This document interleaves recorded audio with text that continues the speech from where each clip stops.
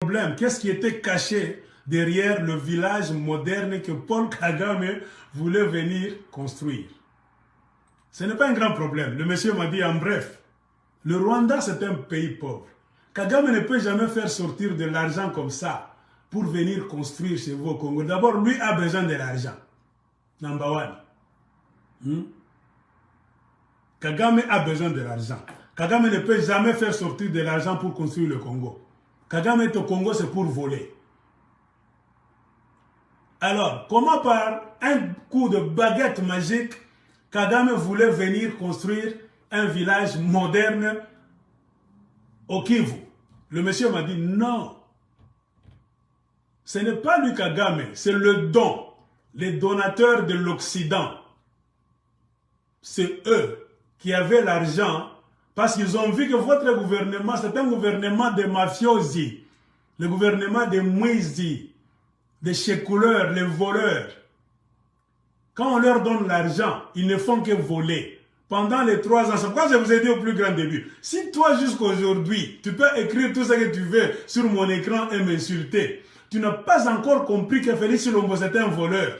Avec ses conseils des voleurs. Il y a beaucoup d'histoires qu'on peut vous montrer même aujourd'hui. Il n'y a que du vol, vol, vol. Si toi tu fais une tête dure, tu ne veux pas comprendre ça. Sache que le monde entier n'est pas dupe comme vous. Les gens de l'extérieur ont compris. C'est pour cela que cet homme des médias, dans une conversation avec lui, m'a dit « Non, ce n'est pas l'argent de Kagame. » Je lui ai dit « Est-ce que je peux dire, parce que moi je fais des vidéos, est-ce que je peux parler de ça dans une vidéo sans même parler de la source? » Il dit « Non, ne mentionne pas la source, mais tu peux le dire. C'est ça la vérité. C'est ça la vérité. Ce n'était pas l'argent de Kagame. Ce sont les donateurs occidentaux qui ont vu ce que le gouvernement de Sama Lukonde, les aventuriers, sont allés faire au sud Kivu. Avec beaucoup d'argent, ils ont fait des histoires là-bas. C'est là où, comme un chien, les chèvres pouvaient dormir. Ils ont bouffé l'argent.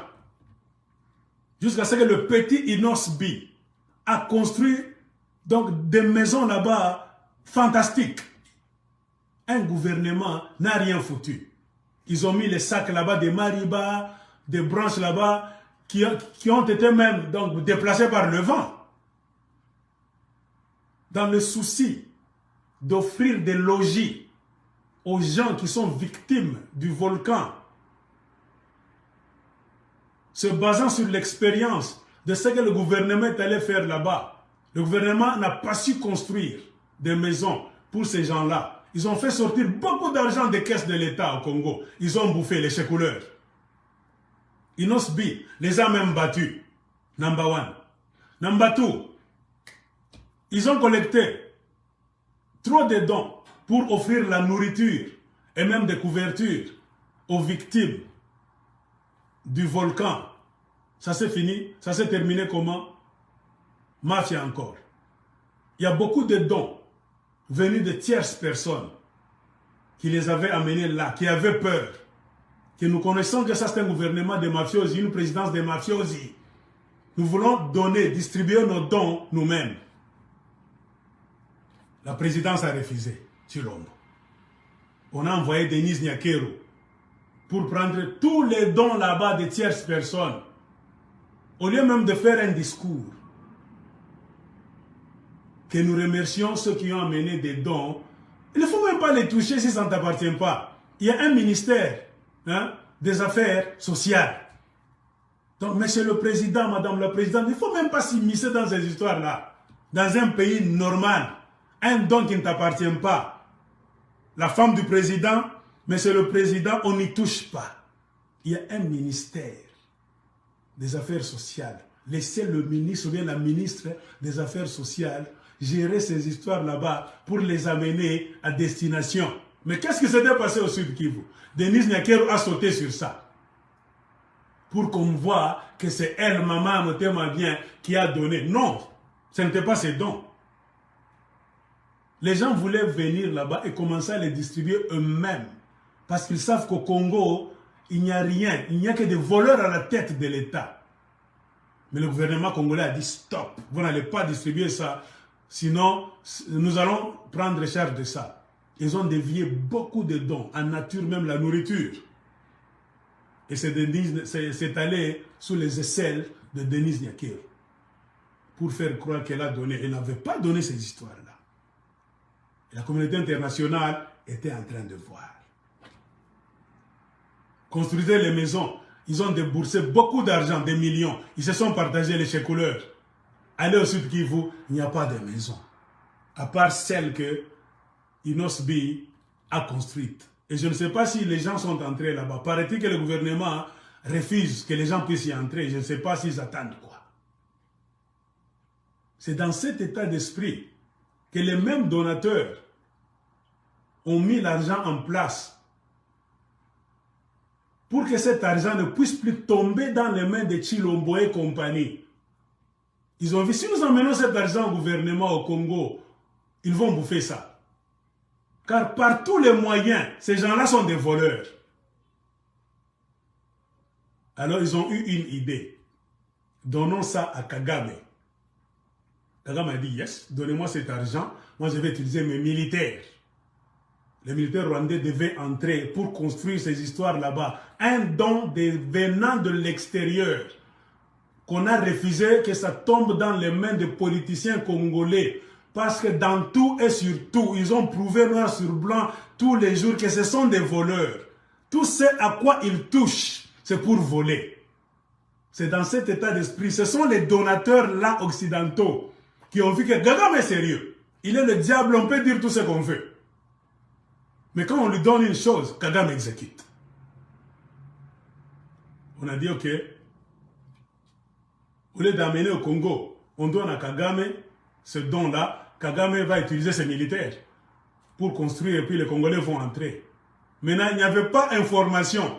Le grand problème, c'est ce qu'on appelle en anglais misinformation. Désinformation. Occupation, blablabla. Kagame n'avait pas envie de venir chez vous. Selon les médias, les vrais médias des Occidentaux, ce n'était pas dans le plan de Kagame. De venir vous construire des choses. Non, d'abord, lui, il est là pour voler. C'était sur recommandation, demande des donateurs occidentaux. Kagame a dit, ok, pas de problème, je vais le faire. Et il a informé le gouvernement de Chilombo. Moubaolize, Banadjoua bien. Quand l'informateur de Chilombo là avait dit au cours de quoi, d'une émission, j'oublie son nom, et Kagame a l'intention de venir construire un village moderne pour les Congolais, il n'avait pas dit toute la vérité. Ce monsieur-là de la présidence, il fallait qu'il dise que parce que nous, à la présidence de Chilombo, nous sommes des escrocs, des voleurs. Tout ce à quoi nous touchons, c'est pour voler, détourner. Tout ce à quoi nous touchons, nous détournons même l'argent, la nourriture, les matériaux. Nous allons voler si ça tombe dans nos mains. C'est pourquoi les donateurs ont décidé de nous laisser, nous les chilombistes, au Congo, pour aller donner à Kagame, pour que Kagame utilise les militaires, génie militaire, afin de venir construire. C'était ça la vraie information que ce Tshisekediste-là devait livrer à la nation. Selon l'homme des médias, le blanc-là, qui me disait, ça, Marc, this is the truth. C'est ça la vérité. Votre gouvernement est rempli de menteurs. Kagame est mauvais. Mais c'est vrai, Kagame n'a jamais planifié de venir construire chez vous. Non. Il a accepté de rendre service aux donateurs. Il a parlé à Chilombo. Chilombo le sait et les gens de la présidence le savent. Que ce n'est pas l'argent de Kagame, ce sont les dons. Parce que eux, ce sont des voleurs. Les donateurs ont vu qu'au Rwanda, on construit. Ils ont donné beaucoup de dons à Kagame. Il peut être tueur, on peut dire tout ce qu'on veut. Kagame ne vit que des dons. La plupart des choses, quand on donne à Kagame, il construit. On lui donne, construit, il construit. Il vole au Congo, il construit. Ils ont vu en Kagame un bon gestionnaire, un homme sérieux, qui cherche aussi à demeurer toujours dans la lumière, devant l'Occident, pour continuer à recevoir, à être donc bénéficiaire de bonnes choses. Il a dit, je vais construire, vous allez voir. Et maintenant, les Congolais mal informés par le gouvernement des mafiosi, des chèques-couleurs, ils ont parlé du bout des lèvres, ils ont laissé la vérité sur la table comme ça. Et nous tous, on a cru quoi? Oh! Banaka ubeba inchi. Banaka utunyanganya Congo. Omoni. Et que ça là, non, ce n'est pas. Derrière ça, il n'y a pas balkanisation. Je sais que le Rwanda, moi on comprendra que je ne dis pas que le Rwanda n'a pas l'intention de balkaniser le Congo, non. C'est ça l'idée du Rwanda. Mais l'histoire du village moderne, il n'y avait pas question de balkanisation. C'est un ordre de donateurs. Je pense que je peux me répéter, c'est ça la réalité. Et votre gouvernement honteux n'a pas dit la vérité. Ils vous ont laissé dans les spéculations. Ils ont eu honte. Si les Congolais savent un jour qu'on ne nous a pas donné nous des dons parce que nous avons amené amener un ennemi na biso parce que ça c'est sérieux à construire la Kamboka na ye.